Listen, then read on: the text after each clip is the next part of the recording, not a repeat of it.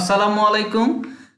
আমি আমার চ্যানেলটাতে log in করে রাখছি। গত ভিডিওতে আমরা দেখছিলাম যে কিভাবে আমরা একটা ইউটিউব চ্যানেল ক্রিয়েট করব এবং কিভাবে সেই চ্যানেলটাকে আমরা অপটিমাইজ করব, এই বিষয়গুলো আমরা দেখছি। এখন আজকে আমরা দেখব যে কিভাবে আমরা একটা প্রফেশনালি ভিডিও আপলোড করব এবং কিভাবে আমাদের ভিডিওটাকে আমরা আপলোডের সময় অপটিমাইজ করে নিব। সো চলেন, এইখানে দেখেন, এখানে ক্রিয়েট অপশন আছে। যদি আমরা ক্রিয়েটে ক্লিক করি, এখানে অপশন আছে আপলোড ভিডিও গো লাইভ। যেহেতু আমি লাইভ করব না, আমি কি করব, আমার ভিডিওটাকে তৈরি করা ভিডিওটাকে আপলোড করব। তাহলে আমি কি করব, আপলোড বাটনে ক্লিক করব। আমি আপলোড ভিডিওতে ক্লিক করার পরে এখানে আমার drag and drop video file to upload, আমি সিলেক্ট ফাইলে ক্লিক করতেছি। আমার যে ভিডিওটা আছে কোথায়, আমার ভিডিওটা আমার এই ফোল্ডারটাতে আছে। সো আমি এই ফোল্ডারটা থেকে আমার ভিডিওটা নিয়ে নেই। সো এটা হচ্ছে আমার ভিডিও। আমি ভিডিওটাকে ওপেনে ক্লিক করলাম।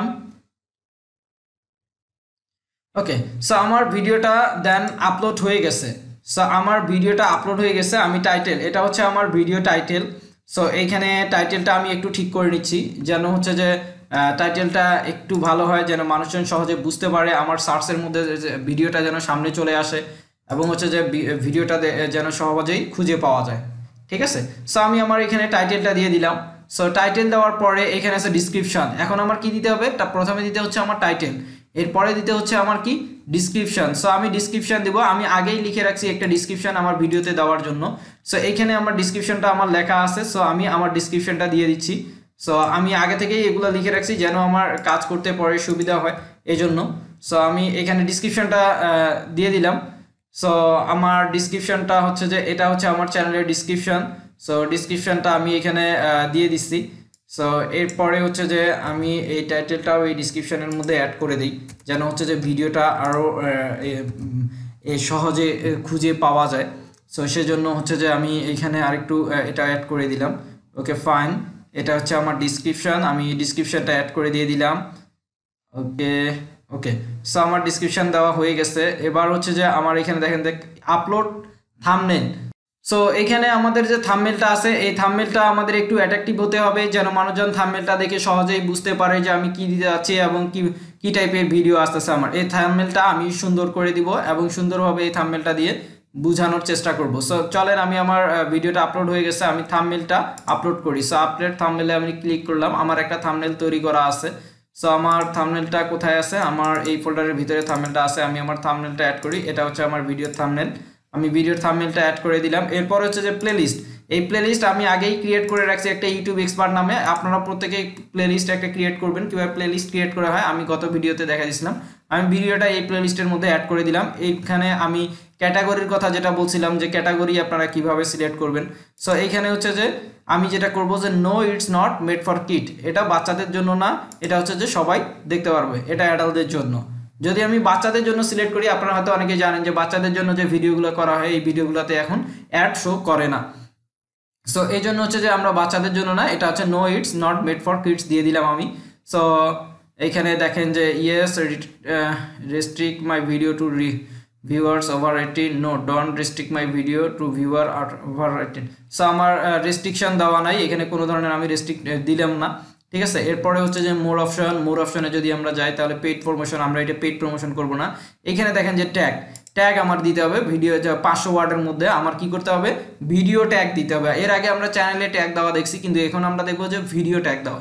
সো আমি আমার ভিডিওর জন্য কিছু ট্যাগ রিসার্চ করে রাখছি, যে কিভাবে আমি ট্যাগগুলো দিব, এইটা এখন আমি একটু দেখি। আমি কিছু ট্যাগ রিসার্চ করে রাখছি, লং টেন এবং শর্ট ট্যাগ সব কিছু রিসার্চ করে আছে আমার। আমি হচ্ছে জাস্ট শুধু কপি করে দেন হচ্ছে যে এখানে দিয়ে দিব। আপনাদের যাদের রিসার্চ করা থাকবে তারা রিসার্চ করাগুলো দিতে পারেন।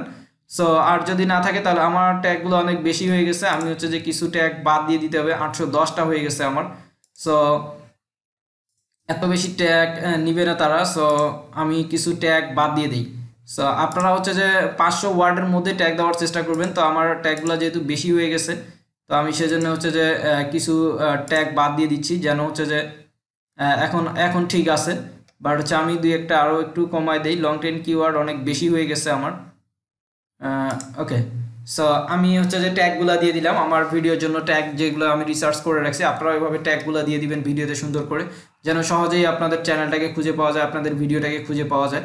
এরপরে ভিডিও লিঙ্গুয়েজ, এগুলো কোনো কিছু করার দরকার নেই আপনার। রেকর্ডিং ডেটও কোনো কিছু করার দরকার নেই, এটা টুডে অটোমেটিক নিয়ে নিবে তারা।